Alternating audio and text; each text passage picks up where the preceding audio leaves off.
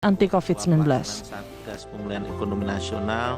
Apakah ini sudah pernah diuji cobakan atau disuntikkan di negara lain?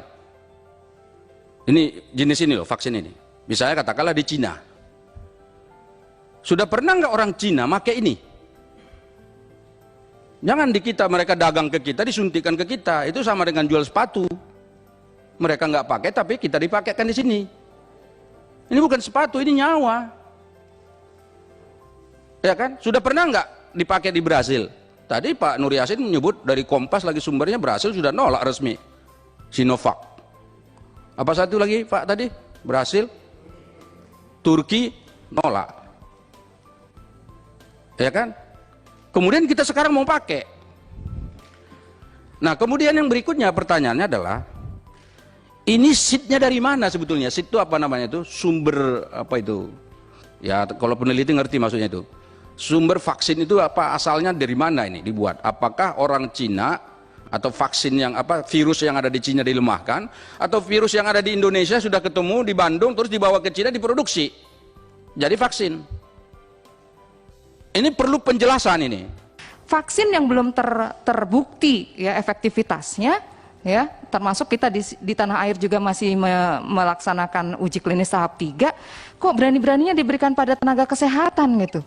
Kalau kemudian dampaknya ini yang tadi saya sebutkan, naudzubillah min dzalik gitu ya. Mencetak tenaga kesehatan baik dokter dan perawat ini bukan waktu yang sebentar, perlu waktu yang lama, proses yang panjang seperti itu.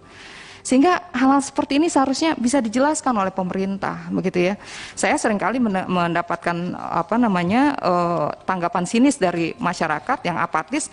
Ya kalau memang belum pasti keamanannya, efektivitasnya, kebermanfaatannya, ya yang bikin keputusan aja duluan yang disuntik gitu. Nanti kalau hasilnya bagus baru rakyat. Sejumlah fraksi mempertanyakan uji klinis vaksin tersebut. Menkes menjelaskan pemerintah menganggarkan biaya sebesar 638 miliar untuk 3 juta vaksin Sinovac yang datang secara 2 tahap. Tahap pertama sebanyak 1,2 juta, lalu 1,8 juta pada tahap berikutnya. 3 juta dosis vaksin tahap awal berdasarkan tahapan ketersediaan telah tiba di Indonesia pada tanggal 6 Desember 2020 sebanyak 1,2 juta dosis. Kita harapkan bisa kita suntikkan nanti bersama-sama setelah 1,8 juta dosis datang, menunggu emergency use authorization dari Badan POM pemberian vaksinasi tersebut. Ini kan pengadaan vaksin belum mendapat emergency use authorization dari Badan POM, jelasnya. Tetapi anehnya, barangnya sudah ada di Indonesia, udah dibeli. DP-nya berapa coba? 80%. Nanti soal DP mau saya tanya lagi tuh, berapa sih DP itu? 80% itu bukan DP, bayar lunas itu sebetulnya.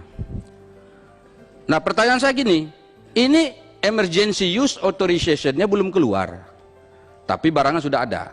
Pertanyaan krusialnya adalah, jika nanti ternyata Badan POM memutuskan ini tidak layak, atau katakanlah tidak mau mengeluarkan emergency use authorization, ini barang mau diapakan? Nggak bisa disedekahkan ini. Ya nggak kan, kalau barang yang lain tuh udahlah nggak bisa pakai, udahlah sedekahin aja sama orang yang bisa pakai. Ini nggak bisa, orang nggak dia